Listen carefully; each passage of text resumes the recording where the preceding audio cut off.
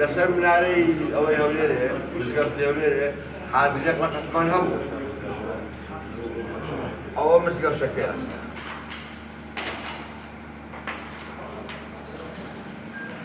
ئەوەیە تێکشکاریەکان سەربڕینە زیاتر تابلۆکانی وەکو دڵبڕینە یعنی زۆر گرنگی بە چۆنیتی قوتابخانەکانی هونەری نەداوە بەڕنگ داوە بەڵام وەکو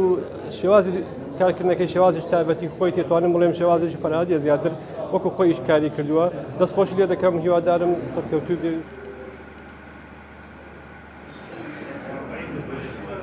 ئەوەش بەرزەکانی مەوزوعەکە سەرنج ڕادەکێش مەسەلەن ناپرسی لەبارەی تەکنیکی ئەو تابلۆیە کووە ئسلوبی کووە مەوزوعەکە سەرنج ڕابکێش ژن لە ناو هەر هەموو تابلۆکانم هەیە تێبینێکی زۆر جوانە لە ناو هەموو تابلۆکانم هەیە بەڵام شێوەیان جیاوازە یەک ژن نییە و منداڵ حزوری زۆرە دنیایەکی پاکە دنیای من و بۆیەش سپیم هەڵبژاردووە چونکە ئەدنا نقطە سپیەکە تێک دەدا بە دیار دەکەوی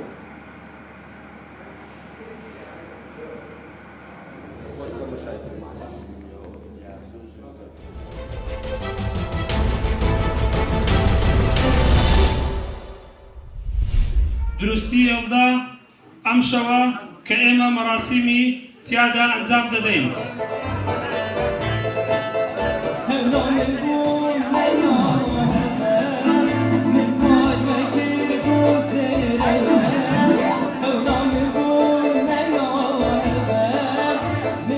یەڵدا یا شەوچلا تایبەتمەندی خۆی هەیە لە شەقڵاوە وەک شارەکانی تری کوردستان ئێمە لە 21 لەسەر 22 هەموو ساڵێک ئەو یادە دەکەینەوە لەبەر ئەوەی بەپێی ساڵنامە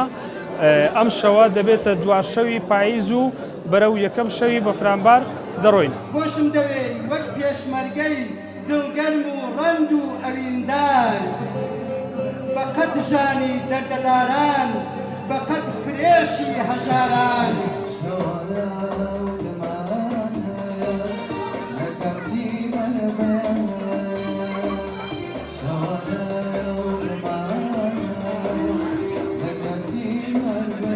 ساڵانە سنتەری ڕۆشنبیری شەقڵاوە کە هەموو هۆزانڤان و نووسەران و ڕۆشنبیران کۆ دەکاتەوە ئەم شەوە ڕازاوەتر ئەکات لە شەقڵاوە شەوی هێڵدا شەوێکی جیاوازە تایبەتمەندی خۆی هەیە تایبەتمەندی ئەو شەوەش لەوەدایە کە لێڵبوونی پاییز و سەرەتای وەرزی زستانە و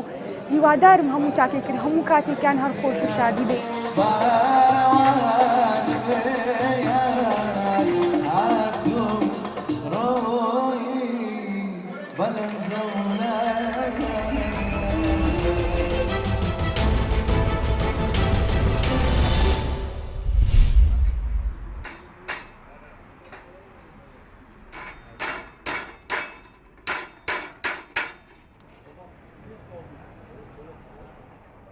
ئەمە نزیکی چ ساڵە شووری خەمان کۆتکەم و سەپۆری و سنعاتی وۆنۆ نوکە سفر نەمایە نوکەبی شووری خەبانکۆ خەبان کۆشی دو نەوەتەین مەیە هەی عۆدی مەیە هەی سووری نوکە حۆلە حۆزە بەرە بتر عالم خەبانکە سووری شێتکەن بەس نوکەژی ئەب جەمخۆنەژی چەکێک بین تەسیری شووری کردی شووری مەیە کێمبی بەس بۆ ئیدۆرەیەم شوورە خۆتکەین.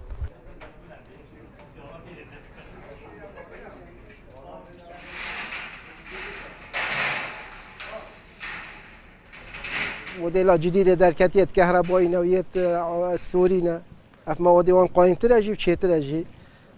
بو وكي قلتي خادجرت بتر مقاومات جتا وكي جام تصليح عقبتنا ابيع مشو لما حاضر كاملت كان سر مترانا متر بو حسابت كان 21 و 22 ابيع والله سعرت وان غنجاي نباشن